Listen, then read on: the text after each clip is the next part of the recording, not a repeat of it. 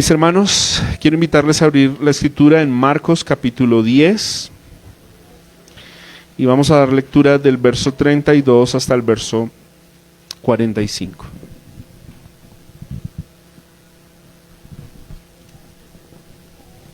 Marcos capítulo 10, verso 32 al 45.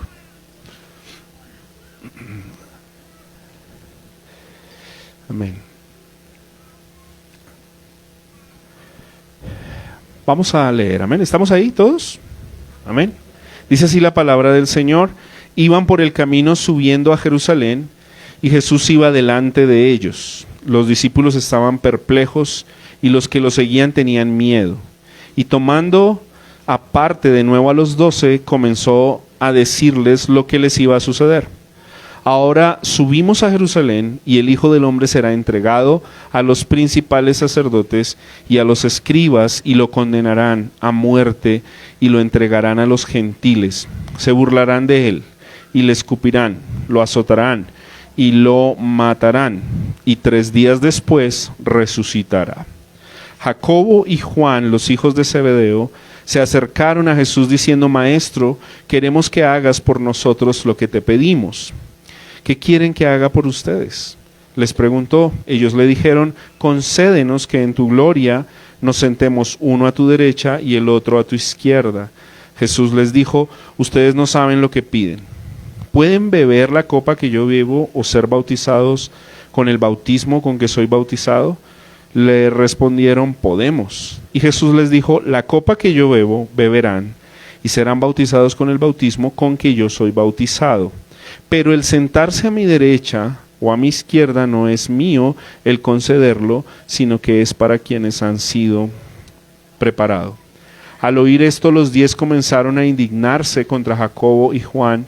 Llamándolos junto a él, Jesús les dijo: ustedes saben que los que son reconocidos como gobernantes de los gentiles se enseñorean de ellos y que sus grandes ejercen autoridad sobre ellos, pero entre ustedes no es así.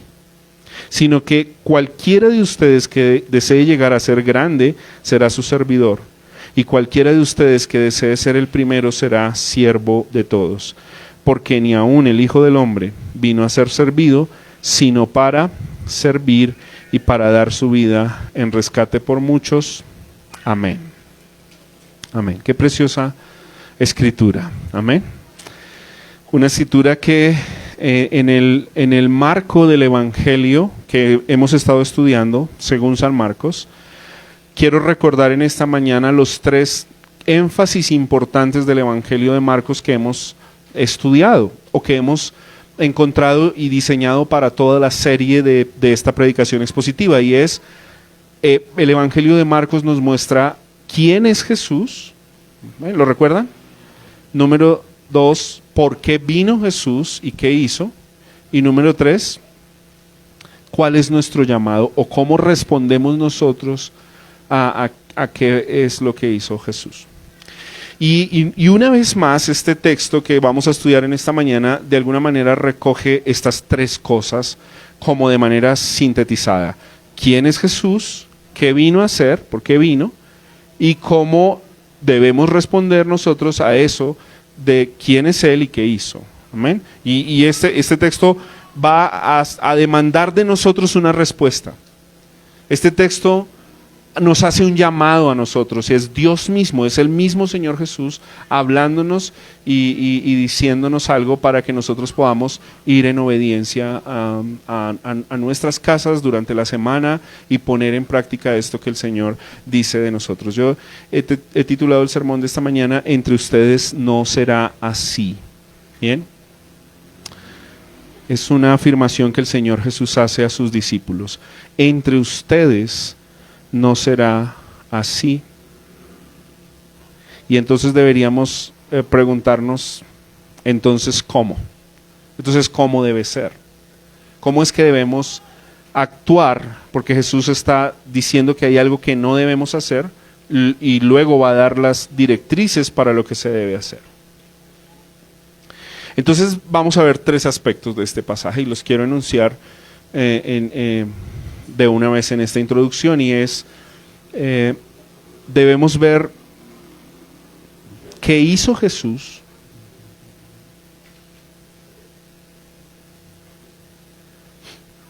Debemos ver qué hizo Jesús. Número 2, debemos estar atentos a qué ordena Jesús. Y número 3, debemos obedecer a Jesús. Yo creo que esas 3 cosas es las que vamos a ver en esta mañana. Número 1, ver a Jesús, qué hizo Jesús. Luego ver sus órdenes o sus imperativos para nosotros, pero no solo escucharlos o entenderlos, porque recuerda que el Señor Jesús dijo que cualquiera que le oye y hace, ese es bienaventurado. Entonces, número 3 es cómo debemos ver esto de obedecer a Jesús o los mandatos de Jesús.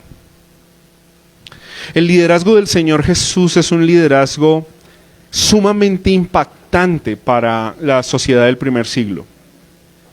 Pero lo hermoso de esto, y era la razón por la que mucha gente le seguía, es que su impacto de liderazgo no fue solo para el primer siglo, sino que el impacto del liderazgo de Jesús sigue tocando las fibras de cada época, de cada generación y de cada sociedad, hasta el día de hoy.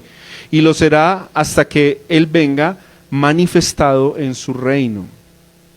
El modelo de liderazgo del Señor Jesús impacta mucho mi vida, hermanos, y yo quiero compartirlo de esta manera y preciso en el contexto en el que estamos, donde el mundo está ávido por mostrar su liderazgo.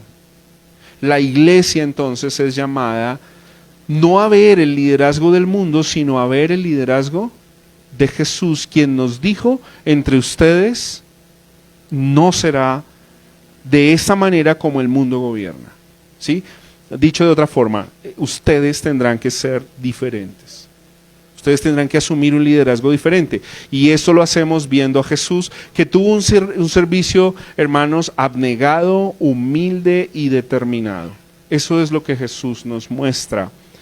Y entonces podemos responder a esa primera premisa o ver esa primera premisa, ¿qué fue lo que hizo Jesús? O cómo podemos ver a Jesús modelando un liderazgo. Y Él nos modela un liderazgo, una vez más, abnegado, un liderazgo humilde y un liderazgo determinado.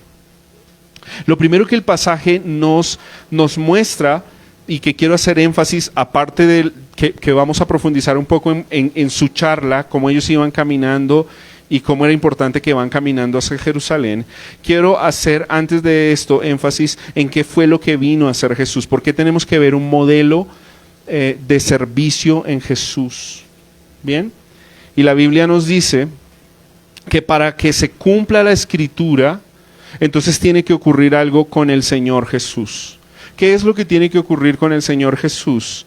Él tiene que ser entregado a los principales sacerdotes o líderes religiosos judíos, quienes lo entregarán, nos dice el versículo 33, lo condenarán como si fuera un delincuente, ¿cierto? Lo condenarán a muerte, será entregado a los gentiles, y luego nos dice otra descripción que además había sido profetizada anteriormente. Se burlarán de él, lo escupirán, lo azotarán, lo matarán y 3 días después resucitará.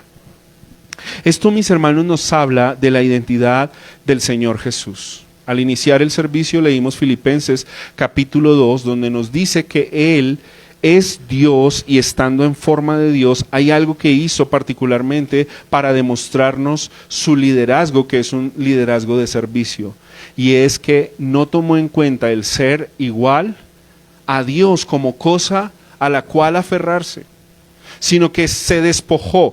Hermanos, Él no se despojó de su deidad, pero Él sí se despojó del brillo de su gloria. ¿Y cómo podemos llegar a esta conclusión? Bueno, el Evangelio de Juan, capítulo 17, nos da esta información. Juan 17 dice que cuando Jesús estaba orando, algo que le decía al Padre es: Padre, vuélveme esa gloria que tuve al lado tuyo antes de que el mundo fuese. Pero Jesús renuncia a esa gloria de forma voluntaria. ¿Y para qué renuncia a esa gloria de forma voluntaria? Leímos en Filipenses capítulo 2, para tomar una forma en semejanza de hombre, para hacerse como uno de nosotros y para tomar nuestro lugar. Hermanos, esto es importante porque esto nos habla de la identidad de Jesús, el Hijo de Dios, quien renuncia a por unos instantes en la eternidad y en el factor tiempo, renuncia a estar sentado a la derecha del Padre para venir y hacerse como uno de nosotros. Dice la Biblia, para entender nuestras debilidades, hermanos, es algo que siempre he pensado, cómo Jesús, cómo Dios pudo hacerse como un bebé, cómo pudo pasar por las debilidades propias de la fragilidad humana, sin tener que llorar para recibir un tetero y tener que llorar para cambiar un pañal. Jesús pasó por ahí, se hizo como uno de nosotros y nos muestra su liderazgo de esta manera, sirviendo. Eso fue lo que hizo Jesús. Ahora, el pasaje es interesante porque el Señor Jesús se ancla en algo que está escrito y profetizado y que nos muestra además obediencia del Señor Jesús. Leímos esta mañana en Filipenses 2 también que Él obedeció hasta la muerte y muerte de cruz. El Señor Jesús nos muestra entonces un liderazgo que es interesante porque está sujeto al Padre. Dice la Escritura que Jesús no vino a hacer nada diferente a lo que el Padre le asignó a hacer. Y toma nuestro lugar, hermanos, y toma nuestro lugar no solo de humanidad, sino que toma nuestro lugar de culpabilidad.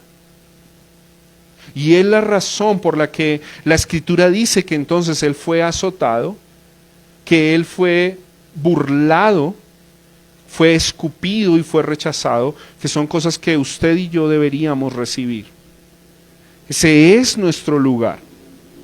Y en ese sentido es que Jesús vino a servir. Vino a servir para tomar nuestro lugar. Vino a servir para que sea posible que estemos otra vez en comunión con Dios y en que nos sentemos a su mesa. Eso es lo que Dios hizo. Se despojó a sí mismo y renunció al brillo de su gloria en un instante de la eternidad para identificarse con nosotros. Ahora, mis hermanos, siempre me pregunté, ¿por qué Jesús puede llevar a cabo esto? ¿Por qué es posible que Él pueda hacer todas estas cosas? Y concluyo muy de acuerdo con muchas personas en la historia del cristianismo, es que no creo que sea posible que nosotros seamos tan importantes para que Jesús haga esto.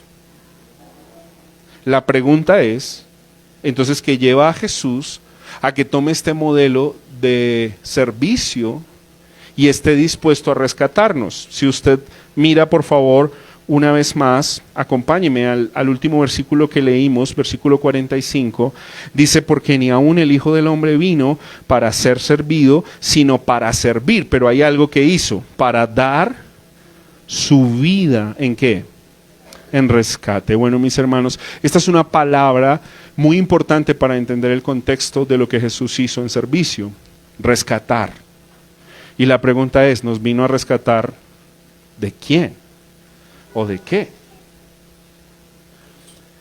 Para entender esto hay que ir un poco al Antiguo Testamento y entender que cuando el pueblo estaba en pecado, ellos no se podían presentar en el templo y no podían presentarse con su pecado, sino que tenían que buscar un cordero que fuera expiatorio. ¿Qué quiere decir eso? Que en el sacrificio que se hacía había un tipo de remisión o de rescate. Alguien tenía que pagar algo y poner la culpa del pueblo sobre ese sacrificio expiatorio. para que cuando el sacrificio se hiciere, quedaba limpia la carga de pecado. Hay toda una significación en el Antiguo Testamento de cómo era que el pueblo quedaba de esta manera. De hecho, el sacrificio, si ustedes recuerdan algo, no tenemos el tiempo para leer todo, pero el animal también debía ser sacado del campamento. Y creo que Jesús de alguna manera resume todos los símbolos y todas las ideas de lo que era la expiación y el rescate. Pero, hermanos, como algunas veces nosotros nos podemos equivocar, porque recuerdo a veces escuchar frases entre los creyentes, quizás yo mismo en algún momento lo dije, no lo sé, tu alma va a ser rescatada de las garras del enemigo. ¿Sí? Tu alma va a ser rescatada de las garras de la pobreza. Bueno, eso no es lo que dice la Biblia. Y creo que básicamente hay dos cosas en las que nosotros por la Biblia vemos que somos rescatados. Y una es directamente, hace 8 días lo mencionamos y tenemos que recalcarlo hoy, ser rescatados de la misma ira de Dios, de la condena que Dios mismo puso por nuestra transgresión. Hermanos, esto es interesante porque el servicio de Jesús y el modelo de liderazgo de Jesús no está enfocado en la debilidad humana, sino en vindicar la justicia y la santidad del Padre. Quiere decir que cuando Jesús renuncia a su trono y brillo de gloria, tiene un objeto en mente. ¿Cuál es? Restituir las demandas del Padre. Y yo creo, hermanos, que ha habido un gran problema en el cristianismo. Pensar en que Jesús se desgarra las vestiduras solo porque el hombre necesita ser rescatado. Y lo que yo creo que la Biblia nos va a mostrar es que el hombre sí es rescatado como un beneficio de la misericordia de Dios. Pero que en primera instancia el rescate tiene que ver con Dios mismo. Esto es interesante, hermanos. Dios hace todo lo posible por restituir o vindicar su propia gloria. Y lo hizo. Se encarnó. Se hizo como uno de nosotros. Y les habla a ellos de que lo que tiene que suceder, hermanos, para que el mundo, el universo, el cosmos sea reconciliado, es que el Hijo del Hombre tiene que morir. Es que el Señor Jesucristo tiene que ir a la cruz. Y tiene que ser burlado, y tiene que ser azotado, y tiene que morir. Pero hay una cosa maravillosa, y es que la Biblia nos dice que al tercer día, ¿qué ocurre? Él resucita. Y esto es maravilloso, porque recuerdo ahora las palabras de una predicación de el predicador del siglo XIX, Charles Spurgeon. Y él dice que en Génesis capítulo 3, verso 15, cuando se dicta la sentencia de condena para el hombre, es Dios quien decreta la guerra entre el hombre y el Señor Jesús, pero es Dios quien decreta la victoria del Señor Jesús sobre la serpiente. Y esto nos habla de la soberanía de Dios. Es Dios quien dijo qué es lo que va a ocurrir. Es Dios quien decretó la enemistad en Génesis 3:15. Ustedes lo recuerdan, hermanos. Ustedes lo recuerdan, y si no lo recuerdan, pues les queda de tarea leer Génesis 3:15. Es Dios quien decreta esa enemistad, pero es Dios quien decreta la victoria. ¿Y por qué Dios decreta la victoria? Porque si ustedes ven el texto, nunca el anunciamiento de la muerte de Jesús es eximido de la resurrección. Bueno, el apóstol Pablo luego nos va a aclarar esto. Porque si Cristo no resucitó, vana es nuestra fe. Hermanos, nosotros debemos ver el modelo de Jesús en el liderazgo, para que Él con autoridad nos diga: entre ustedes no será así. Y nos muestra cómo su propia vida es entregada en sacrificio. y cómo su propia vida es entregada para vindicar la justicia de Dios, la justicia del Padre, y entender entonces lo que la Biblia dice, que Él vino para reconciliarnos con Él, para que ya no seamos enemigos de Dios y para que estemos en paz con Él. Recuerdo, hermanos, cuando salió la película La Pasión de Cristo, ¿la recuerdan? De Mel Gibson. Y creo que aunque intentó hacer un acercamiento, me preocupa un poco que hay algo que no está 100% fundamentado en la teología bíblica. Creo que captaron el concepto cultural, el concepto histórico, pero voy a decirte por qué teológicamente no creo que fue acertada. Y es porque recuerdo que cuando esta película se vio en muchos de los centros de culto, es más, recuerdo que muchas personas lo vieron en cine. ¿Sabes cuál era la reacción de las personas terminando la película? Lloraban por Jesús. Como, pobrecito Jesús. Casi como cuando uno sube a Monserrate y ve el Cristo caído y saca una monedita pero pide un deseo antes de lanzarla. ¿Tú crees que el modelo de liderazgo de Jesús expresado en el servicio, entregando su vida en rescate por muchos, es para que tú y yo tengamos lástima de Él?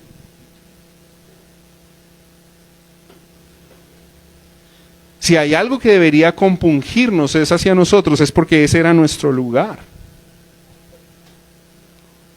Bueno, algunos dicen que Mel Gibson está trabajando en la segunda parte, porque sin resurrección la cruz no tiene sentido. Sin resurrección la cruz no tiene sentido. Ambas tienen que ir. Y para que haya resurrección, ¿qué tiene que haber? Tiene que haber cruz. Y eso vamos a verlo ya en unos instantes aquí en el pasaje. Porque parece ser que los discípulos, cuando entienden lo de la resurrección, se quieren anticipar y quieren resurrección sin cruz. Quieren gloria sin muerte. Y en la Biblia, si el grano de trigo no cae a la tierra y muere, no puede llevar fruto. Y las primicias de esto es Cristo mismo, quien puso su vida en rescate por muchos. Hermanos, es bueno que tengamos claro esto. Jesús es modelo de servicio y pone su vida como modelo, pero primeramente en vindicación de la gloria del Padre. No te estoy diciendo que tú y yo no seamos beneficiados de la obra redentora. Claro que somos beneficiarios, pero somos eso, beneficiarios. No somos el objeto de la redención. Hermanos, por favor, grabemos eso. El objeto primario de la redención es la gloria de Dios. Lo demás es beneficio. Y deberíamos humillar nuestros rostros y decir como cantábamos hoy, gracias Cristo. Porque siendo enemigos, nos reconciliaste y nos sentaste a la mesa. Amén. Ahora, permítanme hacer una aplicación acá. Pensaba, este es el tercer anuncio en Marcos. ¿Por qué el tercer anuncio? ¿Por qué 3 veces? Y no sé si nos ha pasado con nuestros hijos, cuando les decimos 3 veces una cosa. ¿O qué pasaría si tú eres jefe y tienes que decirle a un empleado tuyo 3 veces algo? O los que son profes, ¿qué pasa cuando van por la 3ª o 4ª vez pidiendo una tarea? Quiere decir que alguien no está prestando atención. Claro, y es interesante porque el anuncio de la muerte de Jesús tiene esas 2 connotaciones. Número 1, ellos no están entendiendo, y cuando alguien no entiende bien, ¿qué hay que hacer? Pues hay que repetir. Pero la segunda connotación es porque el evangelio necesita, hermano, por favor, grábate esto, ser repetido constantemente en tu vida y en mi vida. Y sabes, el evangelio no es de innovación. ¿Cuál es el problema de las iglesias hoy? Buscamos innovación, porque hay gente que va a las iglesias como que quiero que el pastor me diga algo nuevo. Hermanos, lo más glorioso que se nos puede decir es lo mismo. Porque Pablo enseña en Gálatas que si alguien llega con algo nuevo, ¿recuerdan? ¿Qué debería ser? Anatema. Porque si aún un ángel del cielo aparece diciéndoles algo nuevo, sea maldito. No hay nada nuevo que decir en el Evangelio. Y hermano, y sería bueno que hagamos un ejercicio. ¿Tengo yo claro el ABC del Evangelio? ¿Tengo yo claro la razón por la que Cristo se encarnó, por la que Cristo tomó mi lugar y puso su vida en rescate? Hermano, si quieres hacer otro ejercicio, no solamente lo tengo claro yo, sino que si alguien demanda respuesta de mi fe, se lo puedo explicar. Y deberíamos tener ese ejercicio claro. Porque eso hace parte del modelo de lo que Jesús hizo y es una forma como servimos a las otras personas. Así que si Jesús nos está repitiendo constantemente algo, creo que hay dos cosas. Una, es que no siempre prestamos atención. Pero número dos, es que es bueno que nos repitan lo obvio siempre. Y recordemos que Jesús vino a dar su vida en rescate por nosotros. Amén. Número dos, Jesús hace un imperativo de su modelo de liderazgo, y que es servicio. ¿Y qué quiere decir esto? Jesús nos ordena que hagamos lo mismo. ¿Sí? Y hay algo que me impacta, hay un detalle que me parece hermosísimo aquí. Dice, iba Jesús subiendo a Jerusalén, ¿sí? Jerusalén queda en la parte alta, ellos tienen que caminar y subir. Él iba adelante y ellos iban detrás. Pero hay unos detalles del texto importantes. Vamos a esclarecerlos. Número uno, ¿qué significa Jerusalén? ¿Qué es Jerusalén para esta cultura judía y para el primer siglo? ¿Qué representa Jerusalén? Jerusalén representa el templo. Jerusalén representa adoración. Jerusalén representa el encuentro con Dios. Jerusalén representa gobierno. Jerusalén representa riqueza. ¿Saben? Pero el significado más básico de Jerusalén es que es morada de paz. Eso significa Jerusalén. Jerusalén es morada de paz. Y la pregunta es, ¿por qué Jesús va adelante y por qué ellos tienen miedo? Si Jerusalén representa todas estas cosas. Es porque de alguna manera ellos están entendiendo que el camino a Jerusalén es un camino que los va a llevar ¿a dónde? A la muerte. Porque si su líder muere, ¿qué les espera a ellos? Pero miren, hay algo maravilloso, es ver, hay un comentarista que lo dice de la siguiente manera: Jesús va caminando determinadamente hacia su destino, es obedecer al Padre, vindicar la justicia del Padre y entregar su vida en la cruz. Por eso Jesús va delante de ellos. Y ustedes recordarán el contexto de los evangelios. Si alguno quiere ser mi discípulo, si alguno quiere venir detrás de mí, ¿qué tiene que hacer? Niéguese a sí mismo, tome su cruz y vamos a Jerusalén, porque hay un sacrificio que presentar.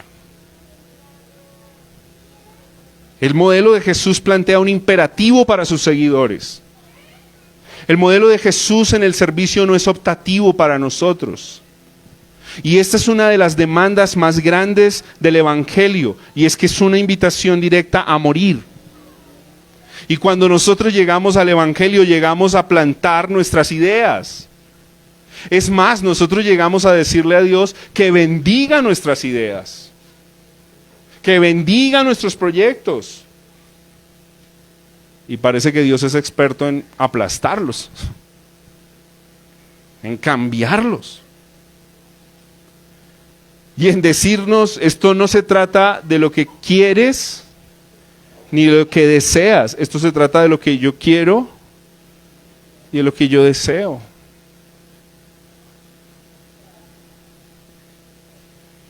Y por eso, como dice un predicador también, quizás cuando tú y yo llegamos al Evangelio, Dios obra tanto vida como muerte. Y estoy de acuerdo con eso. Está obrando vida porque estamos muertos en nuestros delitos y pecados. Pero está obrando muerte precisamente en esos pecados, en nuestra naturaleza que todavía estamos luchando. Y por eso tenemos que ver al Maestro y seguir sus pisadas. La determinación abrumadora de Jesús para obedecer al Padre va con paso firme hacia Jerusalén. Y es lo que tú y yo deberíamos hacer sin titubear. Ese es el ideal, deberíamos hacer. Pero ¿sabes cómo actuamos tú y yo? Como estos discípulos. ¿Y cómo iban estos discípulos? Asustados. ¿Sabes qué traduce esa palabra que dice asombrados? No es como las películas de traducción gringa, ¿sí? Asombrados es como, oh, recorcholis. No. Oh, wow. No. Estaban perplejos, estaban espantados, estaban confundidos. ¿Sabes qué dice una traducción de asombrados? Emocionalmente paralizados. Espantados, como si hubiesen visto un fantasma. Entonces el Señor Jesús los toma aparte y les dice, muchachos, esto es lo que nos espera. El modelo de Jesús entonces nos plantea un servicio abnegado, del cual Él no espera una respuesta diferente a la que sea, sí Señor, esto haremos. Y sabes, en el contexto de esta escritura en Mateo, me pareció interesante al revisarla porque dice que ahí en ese contexto está el tema del título de lo que los discípulos querían. Y es, Señor, hemos hecho las cosas bien. Y el Señor dijo, sí, cuando hagas las cosas bien, ponte el rótulo aquí. ¿Cuál es? Siervo inútil. Porque hicimos lo que ¿qué? Lo que teníamos que hacer. Bueno, toda la gloria es para Él. Y si hacemos lo que tenemos que hacer, no nos creamos muy hábiles. Eso es lo que Él dijo que hiciéramos y es lo que se espera que hagamos. Dirigidos por Él, asistidos por Él. Amén. Entonces el modelo del servicio del Señor Jesús no es optativo para un creyente. Yo quisiera desafiarte, hermano, porque ¿cuántas veces has pensado negociar con Dios? ¿Cuántas veces has dicho, todavía no, creo que puedo esperar un poco, creo que estoy cómodo porque me da temor avanzar? Porque quizás me da temor ser rechazado, porque quizás me da temor fracasar. Y yo quisiera desafiarte en esta mañana, que así como Jesús iba con paso firme, tú y yo sigamos sus pisadas. Y le sigamos con paso firme hacia la cruz. Hacia la cruz. A morir a nosotros mismos. Dijo el apóstol Pablo, y quiero repetirlo una vez más, hace 8 días también lo mencioné, ya no vivo yo, mas vive Cristo en mí. Ahora, ellos tienen tanto temor que hay 2 aventajados en el grupo, ¿no? Los discípulos siempre nos muestran los más hábiles, ¿cierto? ¿Quiénes eran?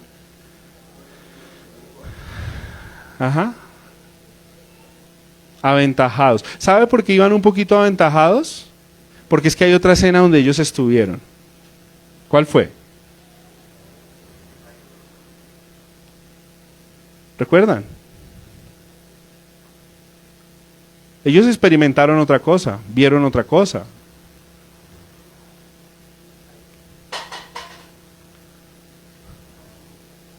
Ajá. Ellos vieron a Jesús transfigurarse. Y entonces se les ocurre hacer una propuesta que en la versión en la redacción de Mateo, creo que es, dice que su mamá iba ayudándoles a negociar. Las mamitas tan lindas siempre ellas nos quieren ubicar bien, ¿no? Podré faltar yo, pero no les va a faltar el pan. Y ellas trabajan, es una buena intención, ¿no? Es una buena intención. Un poquito de burocracia, un poquito ahí no sé, estaba el tema un poco ya desviándose de lo que es tener el poder en las manos, ¿no? Y como mis hijos, como que el Señor Jesús siempre los pone a liderar, pues no estaría mal hacerle la siguiente propuesta, y es esta.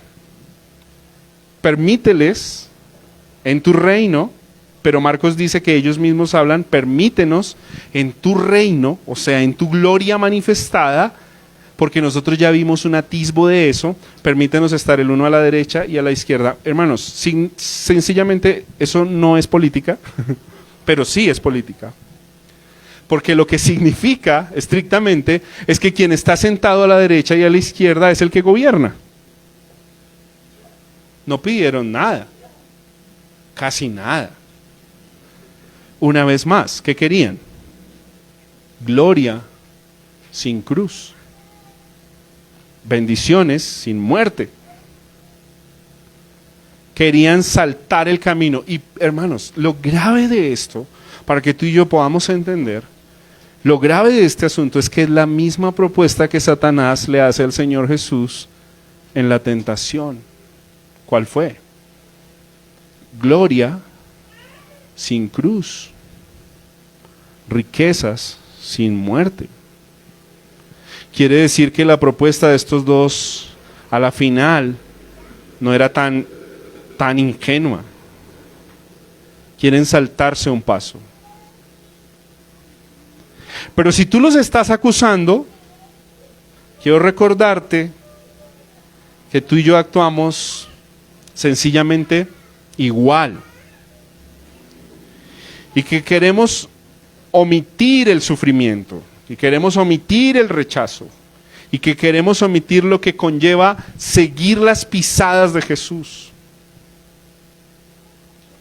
Y cuando Jesús les está dando una orden implícita al caminar hacia Jerusalén y los lleva ahí detrás y luego los llama para explicarle, esto muestra que realmente ellos no están entendiendo el propósito de la muerte de Jesús. Hasta aquí todavía no lo están entendiendo. Hermanos, ¿cuánto necesitamos pedirle al Señor que aclare nuestras mentes hacia el Evangelio? No es suficiente solo con repetir el Evangelio. Necesitamos que el Espíritu Santo opere en nuestras vidas. El Señor Jesús le dijo a los caminantes de Maús, oh insensatos, ¿hasta cuándo tengo que estar con ustedes? Y ellos dicen que su corazón empezaba a arder cuando Él les hablaba, pero todavía no entendían. Hermanos, nosotros tenemos que hoy decirle al Señor, permítenos ver con claridad tu obra. Permítenos ver con claridad tu obra redentora en la cruz. Permítenos ver con claridad el Evangelio. Hermanos, y si no seremos solamente personas que van el domingo a la iglesia y ocupan una silla. Y eso sería triste, infortunado y vergonzoso. Ahora el Señor Jesús vuelve y los mete en el asunto. Y a mí me parece interesante porque el Señor, después de que ellos les piden, Él les dice que realmente es lo que les va a dar. Son dos cosas que Él menciona. Es la copa y es el bautismo. Ahora, ¿qué significa en este contexto la copa? Ellos no saben lo que están pidiendo realmente. Y el Señor les dice que la copa, y por lo menos lo que representó desde el Antiguo Testamento y lo que representa aún hasta el Apocalipsis, es que la copa representa el cáliz. ¿Sabes cómo lo define el diccionario? La porción que Dios asigna. ¿Y sabes cuál fue la porción que Dios le asignó a su hijo? que debía morir.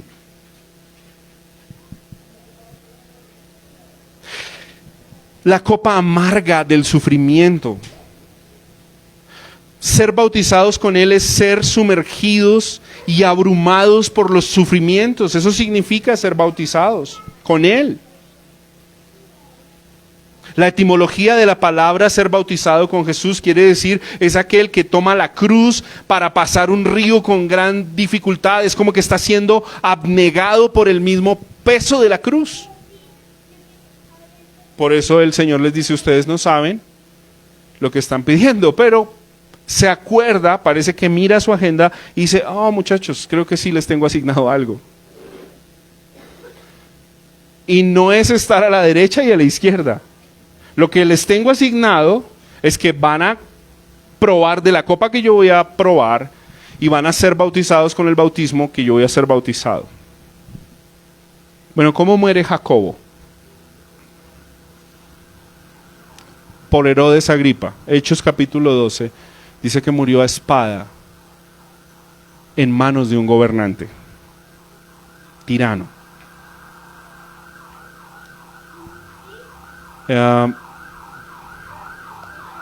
¿Cómo termina Juan? Exiliado. Parece ser es que el único que no murió martirizado. Parece ser. Ellos bebieron la copa y ellos fueron bautizados en el bautismo del Señor. Aquí todavía no lo habían comprendido. Pero esto es inevitable en la orden que el Señor da a sus discípulos al seguirle. Vas a servir a otros y vas a morir sirviendo.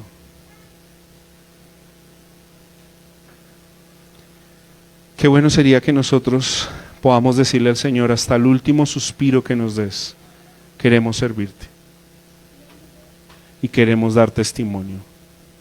Hermanos, ¿saben que ha sido frustrante ver en la historia de la iglesia cuántos soldados que parecían soldados fieles fracasaron en sus últimos años de vida en cuanto al Evangelio? Parece ser, estaban con nosotros, pero no eran. Por eso tú y yo tenemos que ir otra vez al ABC del Evangelio constantemente y tenemos que acercarnos a la cruz y tenemos que ver la redención y tenemos que ver lo que Cristo ha hecho por nosotros. Y que constantemente podamos estar ahí como la carta a los Hebreos que presenta muchas veces, N veces advertencias, si es que habéis obedecido, si es que habéis sido rescatados, si es que habéis sido alcanzados por Cristo, entonces permaneced. Así que constantemente debemos estar sumergidos en esta idea de la cruz. Claro, a nosotros también nos gusta la gracia. Pero no nos gusta el versículo que dice, en el mundo tendréis aflicciones. Pero es lo que el Señor dice. Hermanos, la propuesta fue tan vergonzosa que los otros 10 se indignaron.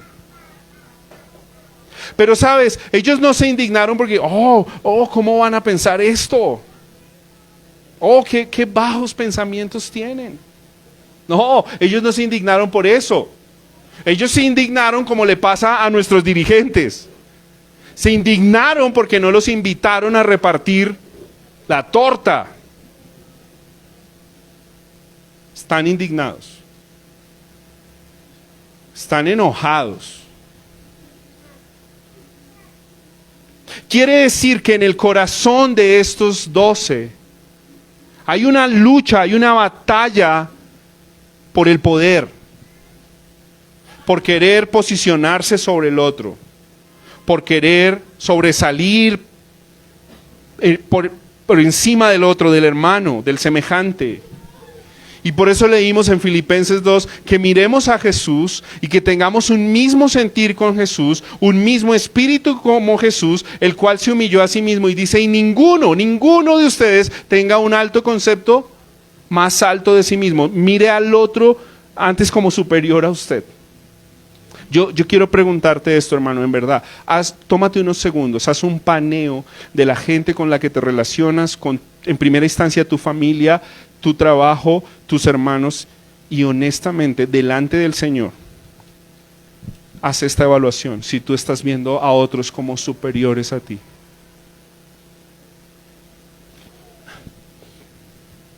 O más bien cuando llegas a algún lugar y alguien no te da la atención que requieres, te molestas. Porque es que hoy estamos en la generación del yo me merezco esto, ¿no?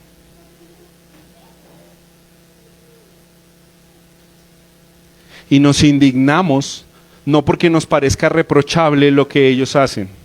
Nos indignamos porque no nos están metiendo en la repartición de la torta.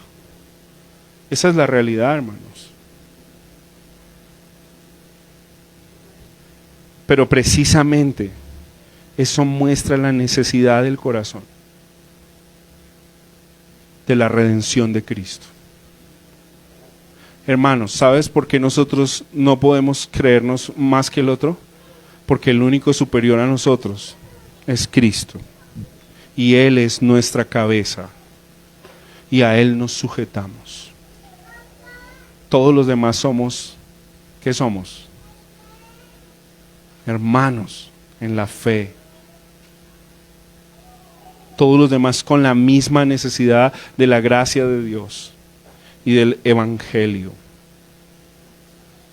Ahora, lo tercero que hace es que el Señor les desafía a que hagan algo diferente. Por eso les dice, entre ustedes no será así, hermanos. Ustedes deben ser diferentes. Entonces Jesús moldea con su propia vida un liderazgo de servicio. Jesús ordena con sus propias acciones y sus palabras que sus seguidores tengan una vida de servicio, pero ahora Jesús les desafía a que apliquen esa verdad en sus vidas. Y por eso rotundamente les dice, ustedes no pueden ser así. ¿Y cuál es el modelo comparativo de Jesús? Bueno, hay dos tipos de gobernantes aquí. Uno, los principales judíos, los escribas, que fue quien lo llevaron a condena, y los imperialistas de Roma, que lo ejecutaron. Son los dos modelos que toma el Señor. Y hermanos, yo quiero confesarles algo, porque para decir lo que voy a decir esta semana, yo estuve orando y hablando con el Señor, porque es un momento sensible el que tenemos en esta época, y no solo en esta época, sino hoy. Pero hermanos, desgastamos nuestras vidas defendiendo a personas que son tiranos, que son impíos.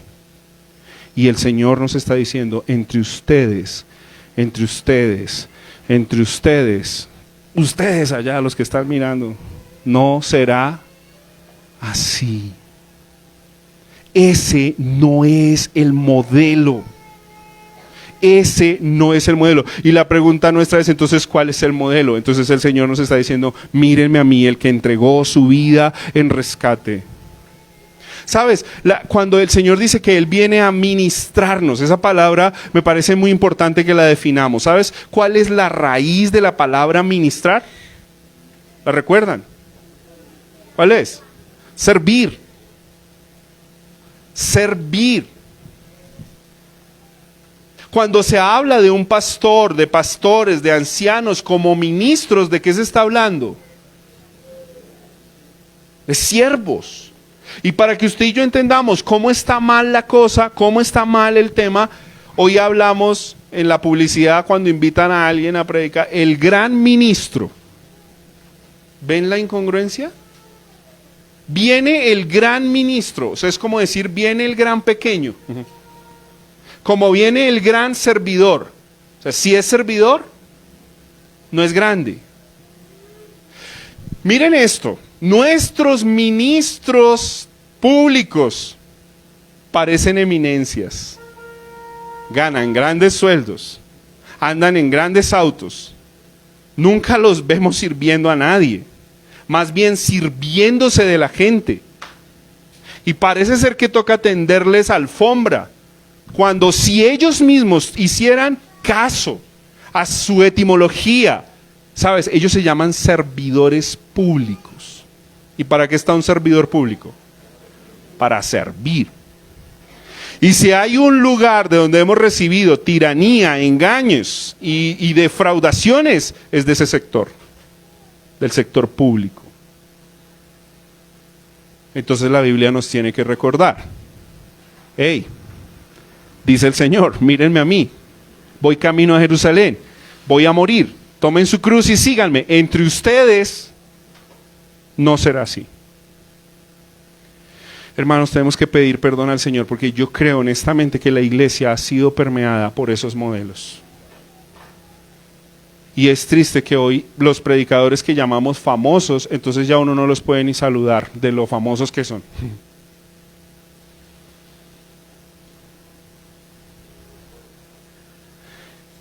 Yo, en los sectores que llamamos hoy sectores bíblicos, yo he visto lo mismo, hermanos, con tristeza lo digo, pero lo quiero denunciar. Ya no cantan los himnos con la iglesia porque están en la oficina, salen a predicar y cuando termina la prédica salen por otra puerta, porque el avión los deja. ¿Sabes dónde? Eso lo denunciábamos hace 20 años en el carismatismo. Los que han pasado por esos rieles saben de qué estoy hablando, ¿o no? Y lo denunciábamos. Pero parece ser que se nos olvida que el Señor nos llamó a un modelo de liderazgo diferente. ¿Y nos llamó a qué? A servir. Servir, ministrar. Me parece interesante, y claro, hoy voy a ser incongruente con mi ilustración, pero los hermanos presbiterianos no usan corbata, ellos usan clerigman. Y la batalla es curiosa porque los hermanos bautistas dicen que si uno no tiene corbata, no debería estar aquí hablando de las grandezas del reino. Y curiosamente en las batallas culturales, la corbatica inglesa muestra un poco el tema de la oligarquía. ¿Y sabes qué representaba el clerigman? Cuando alguien llegaba a una comunidad y veía a alguien con clerigman, decían, este es el que nos sirve. Este es nuestro servidor. Interesante, ¿no? Claro, no me voy a poner clerigman porque si no voy a tener problemas.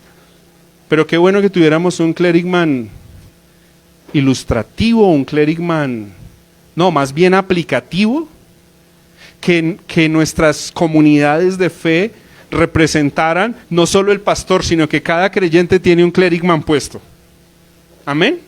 Y que cuando alguien llega, se sienta que está llegando a un lugar donde le servimos. ¿Sabes cuál es una de las quejas de mucha gente cuando va a las iglesias por las cuales no vuelven? Porque quizás afuera han sido un cero a la izquierda, quieren morirse y llegan a la iglesia y ¿cómo se sienten? Como otro cero a la izquierda, y 2 ceros a la izquierda es más grave todavía. Hermanos, y yo creo tanto en la obra del Señor, en la comunidad de fe, tanto en que su presencia se puede mover cuando tan solo tú le das un abrazo a una persona y le dices bienvenido a la casa de Dios. Pero no se crean ustedes que eso solo es tarea mía. Eso es trabajo de todos. Porque todos somos siervos de Cristo. Entre ustedes no será así. ¿Cuál es el modelo de ellos? El texto lo dice. Ellos son autoritativos. Ellos se creen dueños de las personas. Hermanos, ¿saben qué hay triste? Hoy mucha gente en las iglesias denuncia a los pastores porque se creen dueños de las personas. No, hermanos, entre nosotros no puede ser así. Y las personas casi que tienen temor y le piden permiso al pastor hasta para ir a vacaciones. No, entre ustedes no será así, sino que el que quiera ser grande, si tiene ese sueño, hermano, póngase el overol y ¿qué haga? Sirva. ¿Quiere estar de primero en la fila? Bueno, esas son las paradojas del reino de los cielos. Perdónenme que recuerde a mi padre. Decía, cuando se iba a servir a la mesa, sírvanle a los papás, a los grandes. Decía, no, sírvanle primero a los niños. Sírvanle primero a los niños. Bueno, y hoy algunos políticos dicen, ay, primero los niños. No, eso Jesús lo dijo hace rato. Y luego, cuando me servían a mí el pedazo más grande de carne, decía, no, esa déjensela a Juan Manuel. Ese está gordito. Juan Manuel está flaquito, necesita más carnecita. Pero lo decía en serio, Samuel, ¿cierto? Lo decía en serio.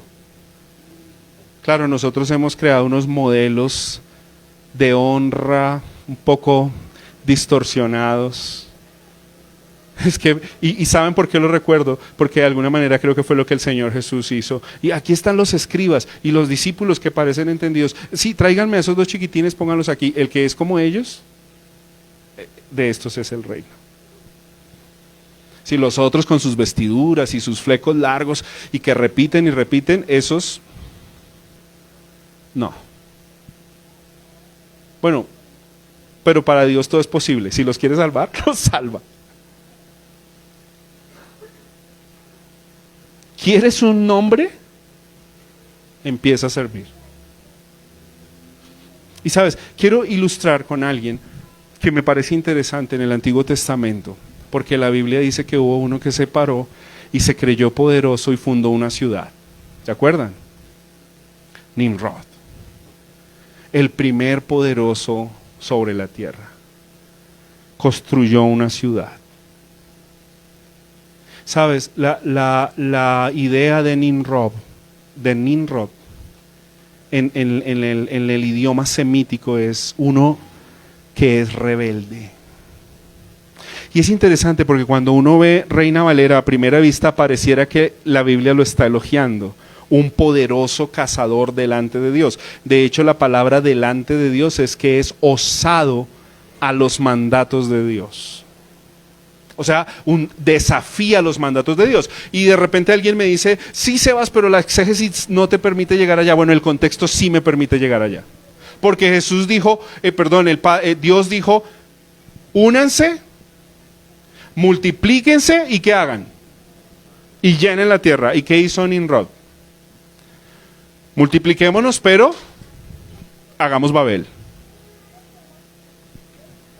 Nimrod representa ese modelo de tiranía en el mundo.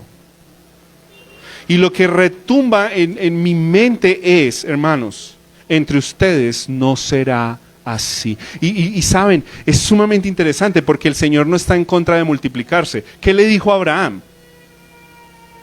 Porque Nimrod está en el 10 y en el 11. Abraham aparece en el 12. Pero ¿qué le dijo a Abraham? Haré de ti una nación grande. Ahora, Nimrod se quiso hacer un nombre. ¿Y qué le dijo Dios a Abraham? ¿Recuerdan? Yo engrandeceré tu nombre. Si Dios no sufre con eso. El tema es que la bendición viene como Dios dice, no como nosotros nos la inventamos. Y una de las maneras de ver la rebeldía en el corazón del hombre es que Dios ha dicho una cosa y nosotros ¿qué hacemos? Otra. Y vamos en contravía.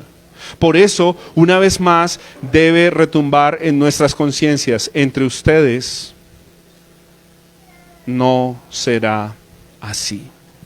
Hermanos, entre ustedes será diferente. El mundo ataca y ataca con fuerza al liderazgo de la iglesia. Y está el liderazgo de la iglesia bajo ataque para que parezcamos tiranos, pero el Señor una vez más se pone como modelo, nos llama a servirle, nos ordena a servirle y espera que obedezcamos sirviéndole, diciéndonos entre ustedes no será así. Amén. Amados, ¿qué tal si trabajamos intencionalmente? Miren esto tan bonito. Bueno, a mí me parece bonito. Esto es muy subjetivo. Espero les parezca bonito a ustedes.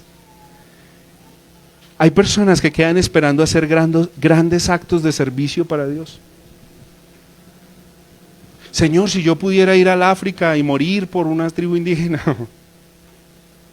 Bueno, el desafío hoy es, ¿por qué no empiezas a trabajar en pequeños actos de servicio que honren a Cristo? Aquel que no hace pequeños actos de servicio jamás hará grandes cosas para el reino. Jamás, jamás, jamás, jamás. Amén. ¿Qué tal si, otra vez, escúchame por favor, intencionalmente trabajas en pequeños actos de servicio? ¿Y cómo es intencionalmente? ¿Qué hay que hacer para que sea intencional? Hay que pensarlo, hay que plasmarlo y hay que evaluarlo. ¿Te parece? No importa que tu trabajo sea invisible, hazlo. No importa que nadie lo aplauda, hazlo. No importa que nadie lo reconozca, hazlo. Busca atender las verdaderas necesidades de quienes te rodean. Hay mucha gente con necesidad a tu lado. Sé intencional. Proponte esta semana a llamar a un hermano, una hermana. Ora por él. Pregúntale en qué le puedes servir. ¿Nunca has pensado eso? Siempre hay alguien que está necesitando una mano en algo. Y nosotros estamos muy ocupados en siempre ¿cómo? Nosotros, primero yo, segundo yo, tercero yo, y por la noche tengo pesadillas conmigo mismo. y en la mañana despierto y digo, ¿qué haría yo sin mí? Toca coger como David una onda y bajarlo de esa nube, hermano. Así que quiero invitarles a hacer lo siguiente ahora mismo, en el nombre de Jesús. No, eso no. Tus hojas de nota, yo quiero invitarte a que pongas 2 cosas que tú esta semana puedes hacer como un acto de servicio con otra persona. Que no sea para ti, que no sea para tu beneficio, que no sea para que tú digas, es más, no importa que no te sientas tan bien haciéndolo, y tú lo plasmas en esa hoja de notas que estás teniendo de tu sermón, o en tu móvil, lo que estés haciendo. O para las mentes más prodigiosas, se lo graban acá y dicen, esta semana voy a hacer estas 2 cosas. Porque yo creo que este tercer punto tiene que ver con que Jesús los desafió a hacer algo que ellos en últimas tuvieron que hacer, y lo hicieron. ¿Y sabes cuál es uno de los problemas con las aplicaciones de los sermones evangélicos? Que casi nunca hacemos nada de lo que se nos dice que debemos hacer. Escasamente los recordamos, escasamente los recordamos. Así que yo quiero invitarte a que escribas, toma unos segundos para pensar. O quizás mientras estoy concluyendo va a venir a tu mente una persona, un familiar, un amigo. Es más, no te estoy diciendo ni siquiera que le digas, oye, yo soy cristiano y quiero que tú conozcas a Cristo. No. Estoy diciendo, sirve. Ministra. ¿Ok?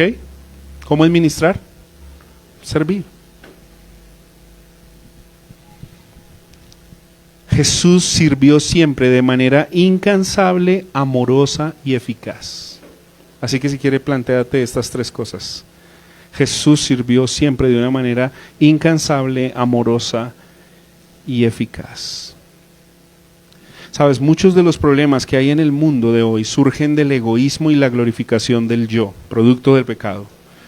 Por lo que las personas exigen demasiado de la vida y de los demás solo para atender a sus propias demandas. Así que tumba ese ego y proponte a servir a alguien, imitando a Jesús. Y que esas personas, amigos, familiares, puedan ver a Jesús en tus actos también. Amén.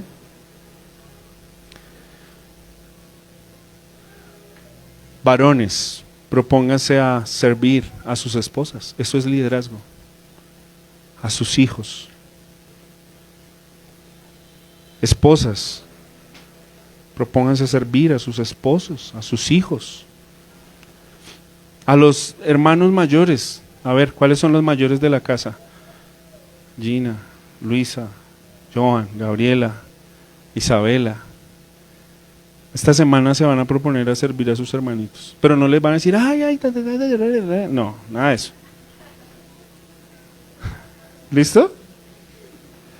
Pero hermanos menores, no sean pecadores y no van a abusar de eso. ¿No? Ay, es que como Sebas dijo que tenías que servirme, recoge toda mi ropa sucia. No, señores.